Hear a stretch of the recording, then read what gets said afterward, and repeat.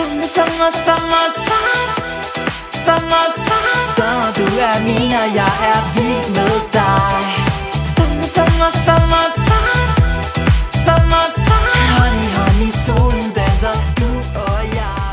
Hi there and welcome to your modern shaman Maria in RainbowLand. This is the weekly heartful report from the week that starts at the 21st until the 29th of August 2018. Here with a new setup.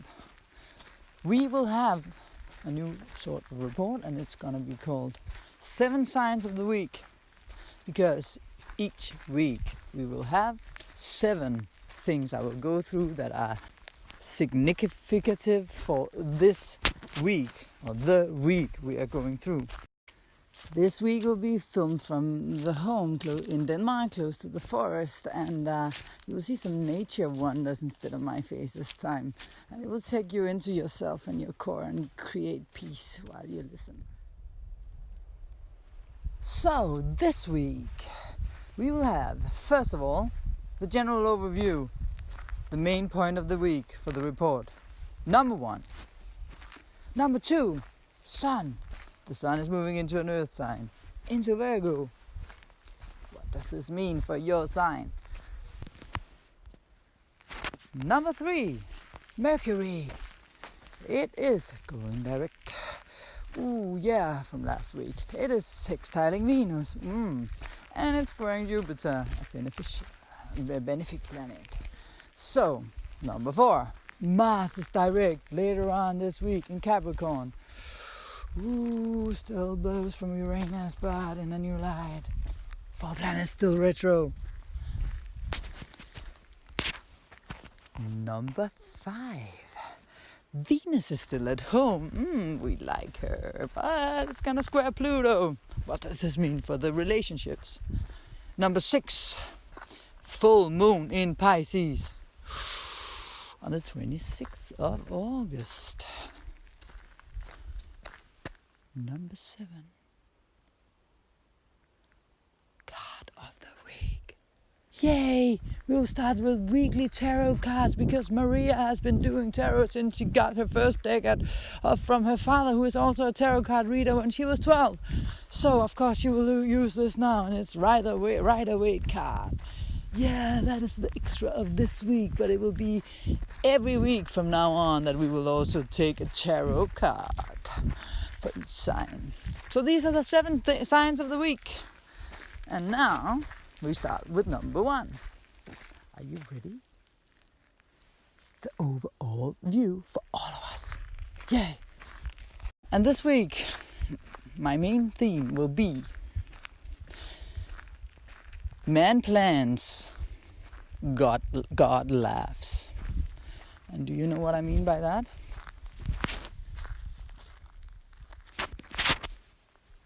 Well, man plans and God laughs. That means something that I have discovered so many times. We can want and desire this and that and that and this with our little human egos. And for sure we will, because we have Jupiter in Scorpio. And we can shout and we can scream and we can do this and that, and we can complain and put guilt upon this and that person, and say, oh, this is also because he didn't do, or she didn't do, or I didn't do, and we blame ourselves, we blame others, etc. But when it all comes down to it, I've said it before, then what I can see as an astrologer is that there is a plan. There is a plan. So you can scream and you can shout, but your higher self made a plan with God before you came here, and you can call it God or whatever. I don't care. I am not talking about just, any kind of 3D God that wants your money. I'm talking about Creator, what made us, what we are all a grand part of, which means that God is us, in a way. But that's a longer philosophical story. The whole point is that whatever you're struggling with now, and whatever you feel bruised and battered about coming out of the eclipse, is a part of a plan. And you know, if you have a strong desire with Jupiter and Scorpio, you have with Uranus and Taurus, there's something you want to manifest. You know, and with all the things that has been going on in Leo, where we are now going into another sign, of course, then, yeah, you know what I'm going to say? We have a lot of things we want to do and have fun and do things that makes us laugh and joyful and da. And that's what we've been going through during these eclipses, because the last two ones were in Leo, where we want to play and have a joyful life, etc. But not all of the plans are accessible right now. So surrender your desires to God. The spiritual journey of anyone on this planet is all about, if you want to ascend and want to fulfill the spiritual purpose of being on this planet and ascend to nirvana or whatever you want to call it, you know, to the next level where you don't have to reincarnate. The whole trick is to actually be able to let go of all your desires. To let go of all your desires, to give them to God, to Creator, to trust, to your higher self, and trust the process and notice the signs along the way. Follow the path of the highest vibration of joy, or the highest vibration of what makes your heart sing. And now I'm not saying that, oh, but it makes me so joyful to go to the cinema and watch these kind of movies and da. This is not what I'm talking about. Those are the pleasures we can have here on a 3D plane. I'm talking about when we don't have resistance in a certain way, and you need to learn to know yourself on a deep core level as a soul, to know when it's actually your heart that sings to you. But sometimes we suffer and we feel suffering. This can be old karmic debt being paid back, so to speak. And this can create a lot of suffering, of course, because we relive stuff to let it go, to release it. But if a door isn't open and you keep trying to force it open, it's not the right door if it doesn't open. I'm not saying, like, for example, if you have a business and you want to fight for it and it takes time and keep hitting shut doors, but if there's no signs of you continuing in this direction because it doesn't give you joy, that's what I'm talking about. Or if you're with someone who doesn't want a child and you really want it, maybe because this person is having an illness in the family that he knows or she knows that will go on to the child, or maybe this person already had 5 children,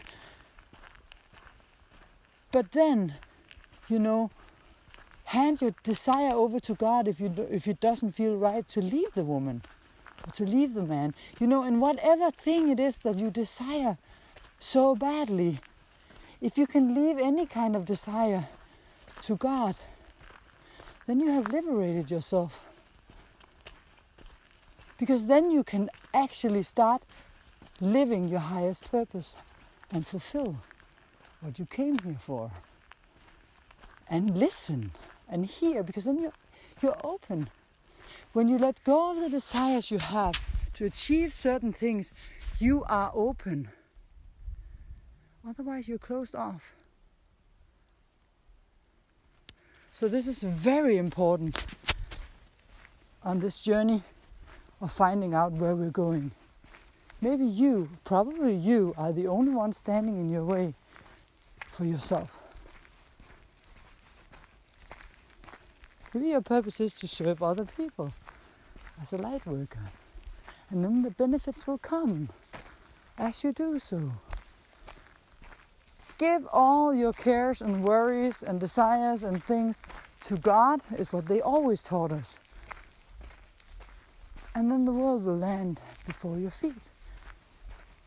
Because then you're empty enough to see the beauty in the things that you already have. And you attract more of the beautiful things. And you will see that the things that you didn't think was beautiful, or you didn't recognize or realize that you actually had in your life, was actually already the gifts that you wanted. But you kept complaining because That is just the nature of us as human beings sometimes. You know, my dad used to call it the law of unsatisfaction. You know, that is what we are so good at. Limiting ourselves as human beings for that matter. Okay, so no matter how spiritual you think you are, we are all in a process.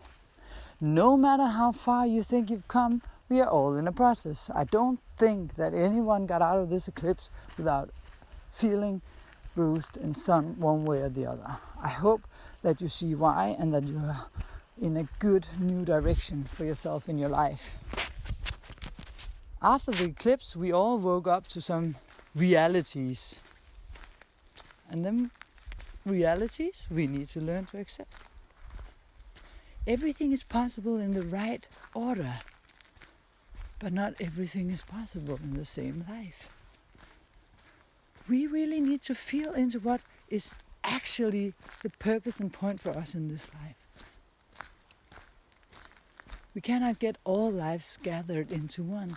Freedom and space and 10 children at the same time. Being a known musician and being a very personal and private person. It's a retrograde phase. It's time to stand face to face with ourselves. So don't focus too much upon, but he also said, and she also did, and they also Put your focus and intention inwardly. Still, I know that some has to be outwardly because now we have Mercury moving forward and we will have Mars doing the same thing. So a lot is going on this week.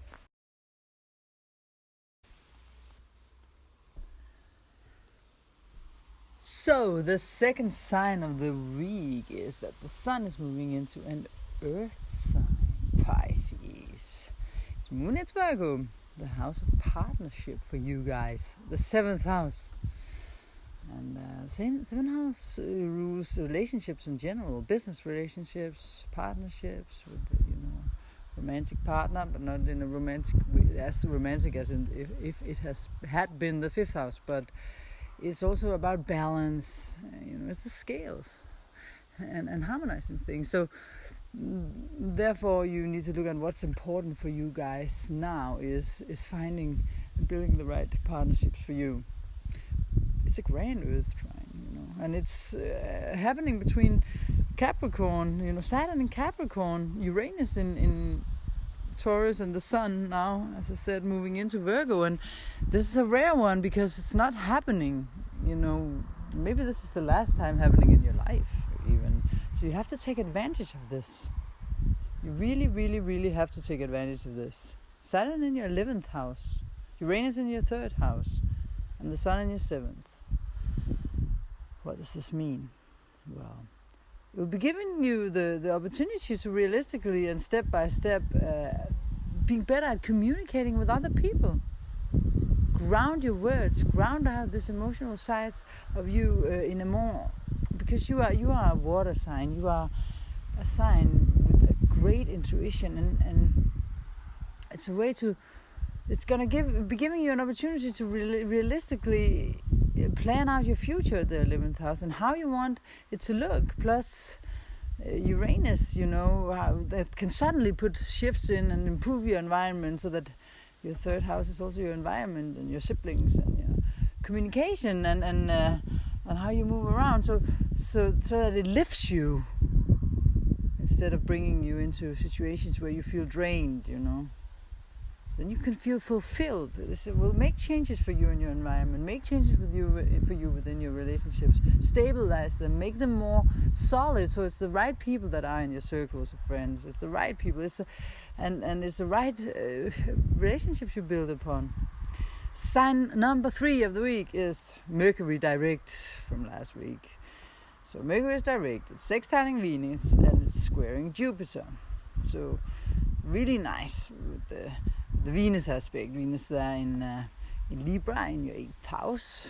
So these are deep connections with other people, sharing resources, sharing yourself with others on a deep level and communicating about it in your day-to-day life, where Mercury is moving direct.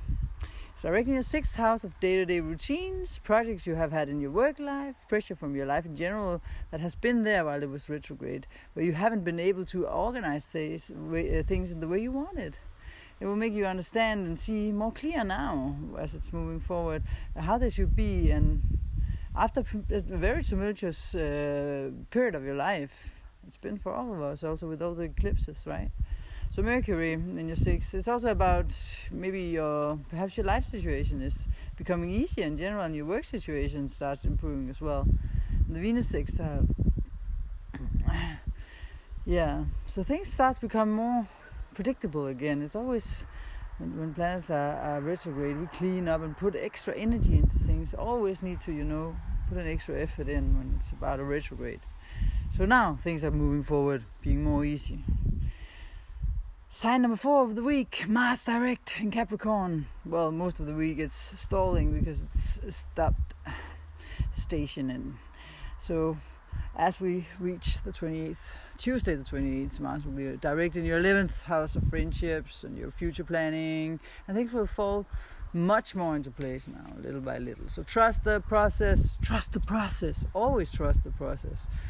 But it's a nice place to have Mars moving forward, so you feel like maybe you can finally start moving on with some of the plannings you've had for your future and get help from your friends. Get by with a little help from your friends, start a lot down. There's been a lot of transformation though in this area of your life, so maybe you experience that life takes away certain friendships from you that you really benefited from, but Pluto has been coming in since 2007 and changing and altering things here many times now. So maybe your friend circles has changed. No, okay. So sign number 6. No, the number 5 of the week is that, of course, again we have Venus at home in Libra. But this week, 2 weeks ago it was squaring Saturn. 1 week, 1.5. Now this week it's squaring Pluto. Venus square Pluto. It's at home, where she shines, in your 8th house. And the 8th house is of strong, deep desires and wants. It's about your money. It's deep connections to people. And Pluto up there in your 11th house, where it takes you deep into yourself, because it's Pluto. So you both have the 8th house involved and Pluto involved.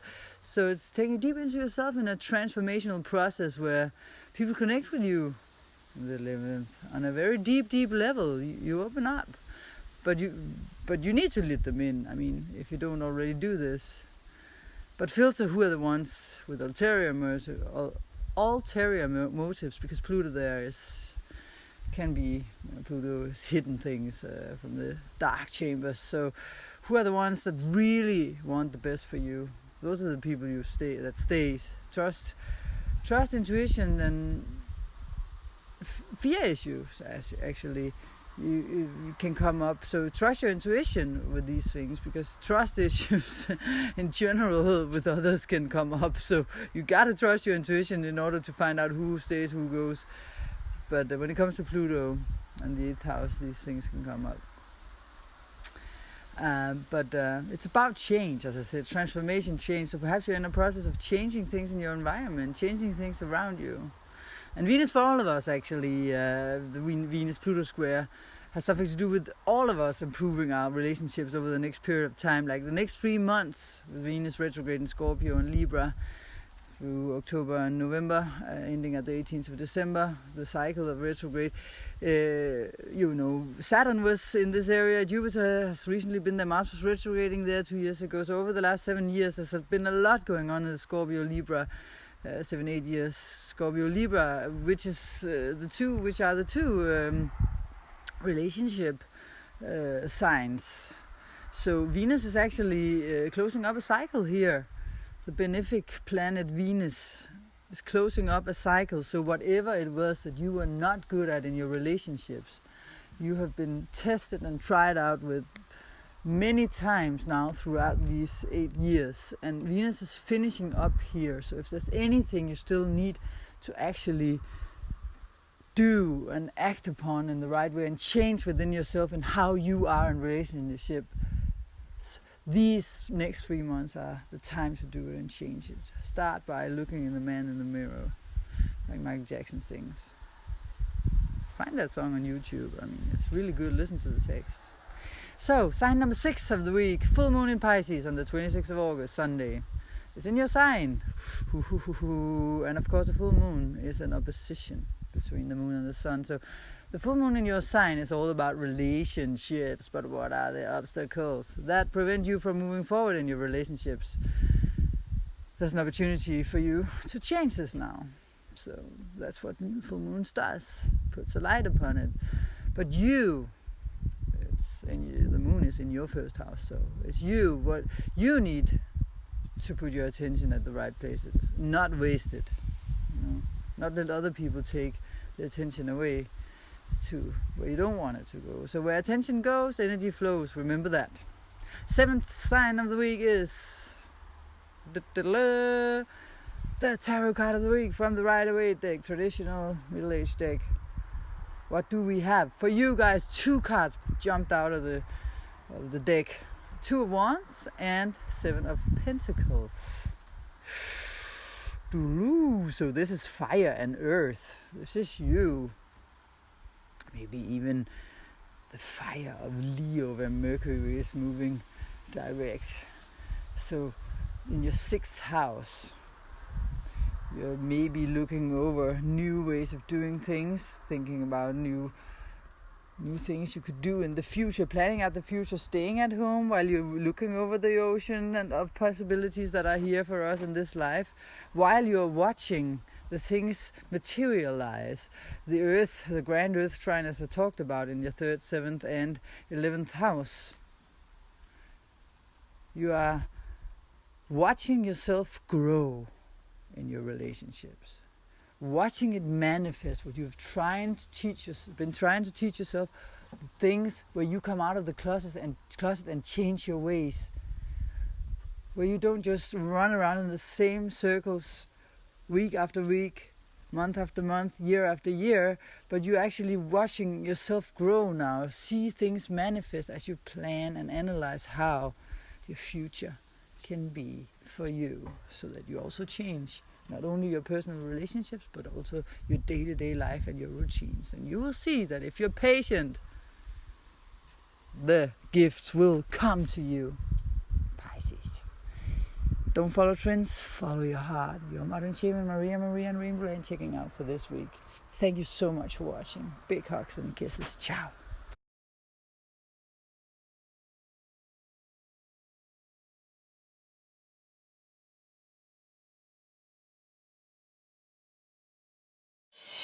Summertime. Så du er min, og jeg er vild med dig.